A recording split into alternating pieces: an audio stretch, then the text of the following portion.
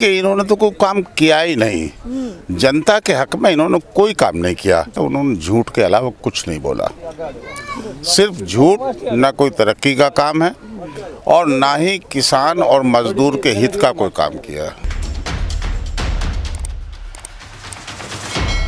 नमस्कार, मैं आपके साथ अर्चना कौशल। आप देख रहे हैं आईपा यानी कि all India progressive politics association, एक ऐसा मंच जिसमें हम बात करते हैं प्रगतिशील राजनीति की। आईपा का मकसद जनता के मुद्दे को सरकार तक पहुंचाना, आईपा का मकसद जनता की आवाज बनना। देखिए, उत्तर प्रदेश में राजनीतिक माहौल बेहद गर्म है और सभी पार्टियां अपने अपने प्रत्याशियों को जमीनी स्तर पर उतार चुकी हैं।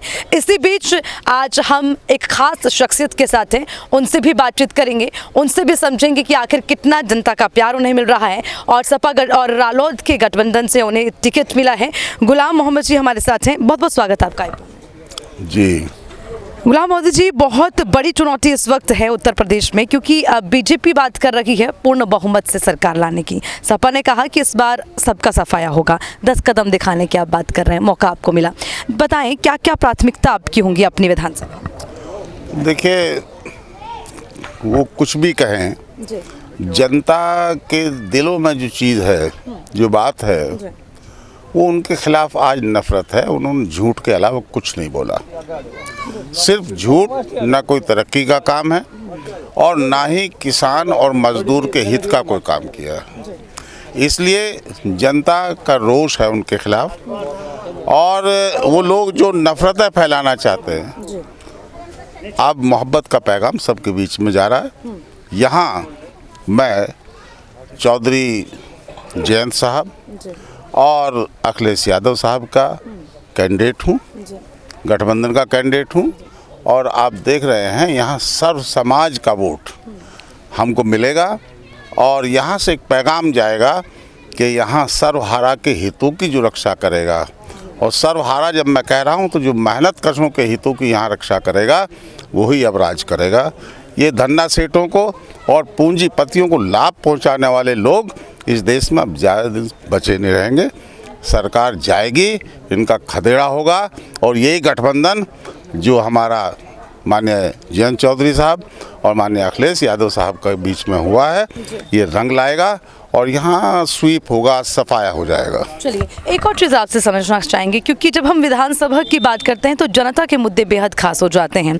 आपको क्या लगता है कि अभी मौजूदा विधायक रहें और क्या क्या कमियां रही जिनको पूर्ण किया जाएगा? जनता किन चीज़ों से अभी सबसे ज़्यादा नाराज? देखिए, इन्होंने तो कोई काम किया ही नहीं। जनता के हक में इन्होंने कोई काम नहीं किया, बल्कि जो हमारी सरकार के दौरान जब मैं विधायक था, जो हमने यहाँ काम कराए थे, उन कामों को भी जो सार्वजनिक हित के काम हैं उनको भी पूरा नहीं कराया। जैसे मिसाल के तौर पर हमारे सिवाल खास में एक महिला डिग्री कॉलेज बनाया।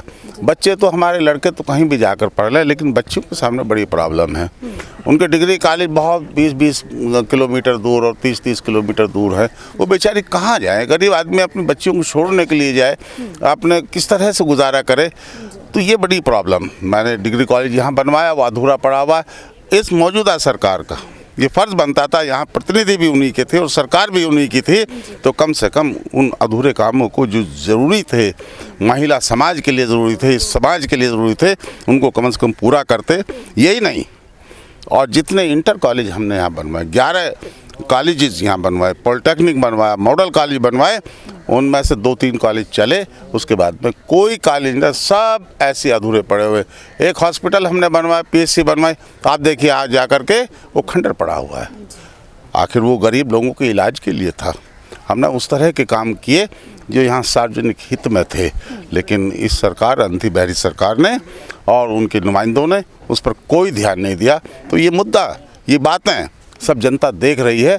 उनके चेहरों पर जो मायूसी है इस सरकार की तरफ से, वो इस सरकार को हटाने का निश्चय कर चुकी है। चलिए, एक और चीज़ आपसे समझिए, क्योंकि विपक्ष लगातार एक दूसरे पर आरोप प्रत्यारोप की प्रतिक्रिया कर रहे हैं और गठबंधन को लेकर बड़ा सवाल ये उठ रहा है कि गठबंधन की ज़रूरत और जो है गठजोड़ की ज़रूरत उन्हें होती है जो कमज़ोर होते हैं। इस पर विपक्ष को क्या कहना चाहेंगे? अब ये तो अजीब बात।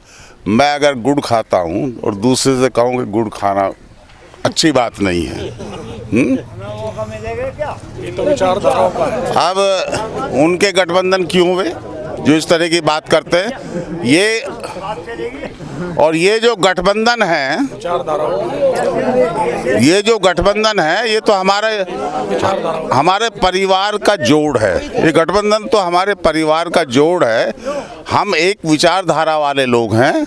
चौधरी चरण सिंह जी, स्वर्गीय चौधरी चरण सिंह जी, जो हमारे यहाँ पूर्व प्रधानमंत्री भी रहे, ये उनका परिवार है, ये उनका राजनीतिक परिवार है। मैं भी उसी का हिस्सा हूँ। ये डॉक्टर सांगवान साहब खड़े हैं, ये भी उसी का हिस्सा है। ये चौधरी जयवीर सिंह जी खड़े हैं, ये भी हिस्सा है। ये तमाम जो लोग यहाँ किसान और मजदूर खड़े हैं, ये सब उन्हीं की पॉलिसीज़ का हिस्सा हैं। तो ये गठबंधन इन सब के हितों के लिए है, गरीबों के हितों के लिए, किसानों के हितों के लिए है। और इस सरकार को, जो पूंजीपतियों की हितैषी सरकार है, उनके खिलाफ गठबंधन है। और आप देखिएगा यहाँ इस क्षेत्र की पर्टिकुलर मैं कह रहा हूँ कि यहाँ ऐतिहासिक जीत होगी। और पूरे पश्चिमी उत्तर प्रदेश में आरएलडी और जो हमारा समाजवादी पार्टी का गठबंधन है, उसकी जीत होगी। और पूरे प्रदेश में इनका खदेड़ा होगा। अनएक्सपेक्टेड सीट्स आएंगे। अब कहा तो जा नहीं जा सकता, ये 400 भी हो सकती है, उससे ऊपर भी हो सकती हैं। लेकिन जब ये जनता वाले लोग, आप देखिए, अजीब बात ये हुई, अजीब बात ये है इस देश में, 13 महीने किसान ने एजिटेशन किया। गर्मी, बरसात, सर्दी सब उतर गई। 700 किसानों ने अपनी शहादत दे दी। इस कठोर दिल सरकार ने एक लफ्ज़ भी, एक शब्द भी उनको श्रद्धांजलि के लिए कहा। और मैं तो धन्यवाद करता हूँ, बल्कि सल्यूट करता हूँ इस देश के किसान को, जिसने इस घमंडी सरकार को, इस डिक्टेटरशिप की तरफ को गामजन बढ़ती हुई सरकार का वो कदम रोक दिया। नहीं तो और कोई संगठन हमें आप बता दीजिए, चाहे मजदूरों का हो, चाहे आपका बैंक वालों का हो, चाहे डॉक्टर, किसी भी वर्ग का हो, वो संगठन ये काम नहीं कर सकता था। इसलिए आपको भी, हमें भी, जो भी इस देश के नागरिक है, सबको उनका एहसानमंद होना चाहिए किसानों का।